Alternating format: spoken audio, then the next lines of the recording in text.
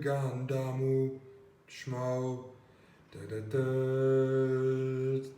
Hey guys, today I'm going to be doing my review for the HGUC R-Jarja, and if you're wondering why this is coming in late, I suggest you watch my channel update video from 2 weeks ago, I believe, but I finally have it here. Let me dive right into it. This isn't going to be a long review because there's not a whole lot to talk about, but I'll tell you what I can. If you want to see the lore, then I suggest you watch the accompanying lore video. I can post a link in the description so you can watch that as well if you want to know more about the pilot and the suit itself and some basic information about where I bought it from, how much it costs, so on and so forth. But that being said, let's get into the review. So first things first, let's talk about the build process. This was a fairly straightforward kit to build. It was your standard HG kit of just snapping it together, not too many runners. If you want to see more details about that, you can take a look at the unboxing video. But overall, this was not an overly complicated build. I'm not gonna say it was a fun build, but it wasn't a frustrating one either. It's just your standard. If you build any number of HG kits, you're gonna be familiar with how this build works. It's one of those, you can always tell you're in for kind of an easier build when it's one of those manuals that instead of a booklet, it kind of folds out. But yeah, overall, not a complicated build, not much to talk about here. Let's get into the next section. So in terms of accessories, what you're going to be getting is you get a rifle here, which it looks unique, it looks nice. It actually clips into the back here. It comes with a spare piece, as you can see, that you basically just slide it in and it can rest on either shoulder. You get a, sorry about that. You get a beam, I wouldn't call it a saber, I think there's an official term for it. If you give me 1 second, I can look into it. Yeah, I don't have the actual, I think it's a cutlass, I don't remember the exact word, but you get it in 2 different options. You can use the actual beam saber itself, which I like this because it's a bit unique, unlike a lot of the other beam sabers. It's not just your standard straight beam saber where it's not your standard beam saber where it comes with every single kit. You've seen it before, you know what it looks like.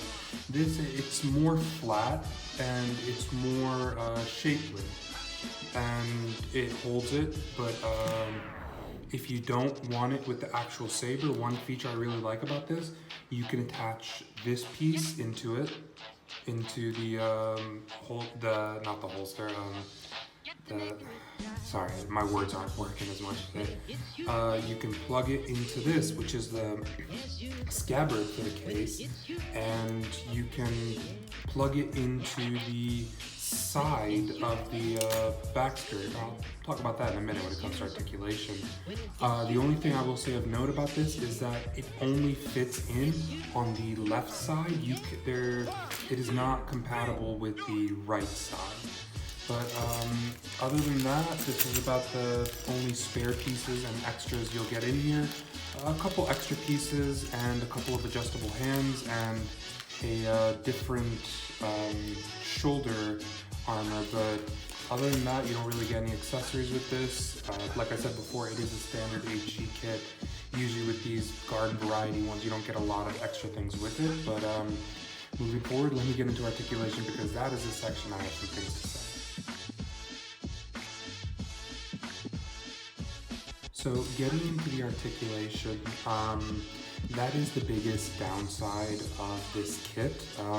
These arms pop off like it's nobody's business. It's polycaps in the shoulders, but they really struggle to stay on, and you really have to work it into a pose, and then once you get it, you don't take it out of it. The head has a problem of not only popping off, but this little front armor over the mono eye, this thing just, it's barely held in, it's barely sliding or clicking in, so you do struggle with the head as well. Like I said, you find a pose for this and you keep it.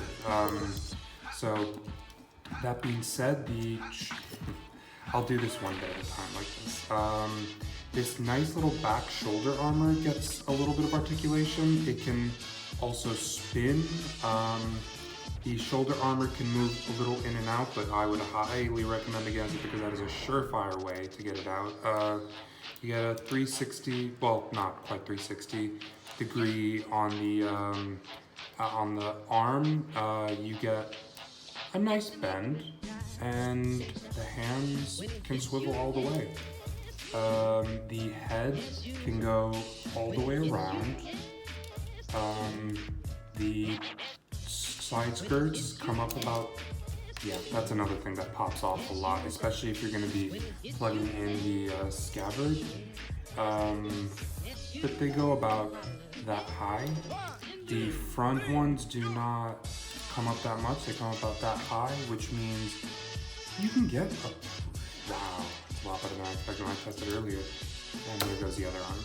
You can get a pretty high kick, but to the back, it's going to be severely limited by this back skirt, which does not move, but in terms of the leg, you get a pretty nice kick. You get a nice bend at the knee. The feet, you don't really get any articulation in the actual foot, but the pivot is not great, but it's not the worst I've ever seen. And God, this thing just crumbles in your hand. That's about as much as you're gonna get on the chest.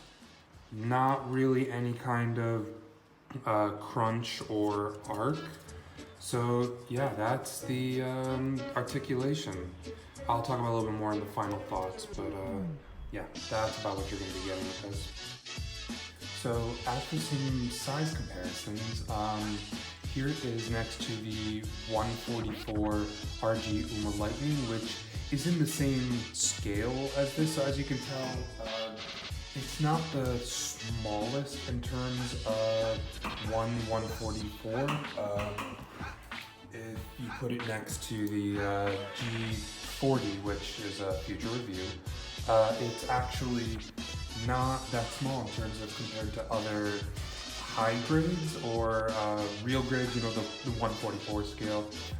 Here it is next to the Master Grade 100 Gabby Hazard Zaku, and as always with all of my size comparisons, here it is next to the RE100 Nightingale. So overall, it's not the smallest. It might be, it's a little oversized, which is a good thing, which I always like bigger, bulkier high grades. So it is pretty big for a high grade, not the biggest in the world, but as you can tell, obviously the spikes and on the shoulder and the big, whatever you call it on the top, it gives it a lot of height, but compared to a standard Master Grade Zaku, it's not that small. So overall size comparison isn't that bad, and it could have been a lot worse.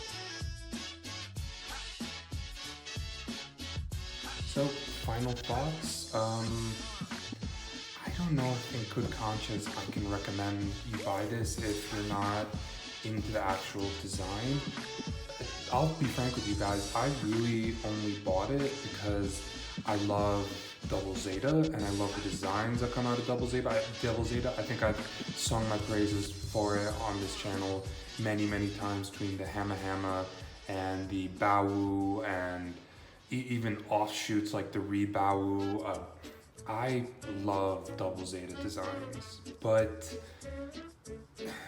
look, this thing has stability issues. This thing crumbles in your hand, and as much as, you know, I am the Gunpla schmo and I'm not the greatest at it, I'm not the only person that's brought this up. I know a lot of people don't like it because of the Ronald McDonald colors with the yellow and the red. I like it. I like the aesthetic of this kit. I like the little back armor. I like the spikes. I like the yellow thrusters in here. I like the way this kit looks. But it just crumbles. It cannot hold itself together, especially these arms. Just they pop out like no one's business. Posing is a nightmare with this, with the head. Just trying to turn it, it pops out. Look, it's cheap, which is a great selling point for it. It's easy to build, not a time sink. But if you're going to buy this, you're going to need to do a couple modifications. You might want to find a way to keep those poly caps in the arms from popping out like crazy. Whatever it is, if you want to get it, by all means get it. It is a good kit in terms of the way it looks, and it will give your shelf a nice little oomph, and it stands out between all of the Zakus and Granddaddies. But do know what you're getting into. Buyer beware when it comes to the stability and posability of this. But all that being said, this has been another review. I will try to get out the next one to you guys as soon as possible. Once again, sorry for it being so late. That being said, take it easy.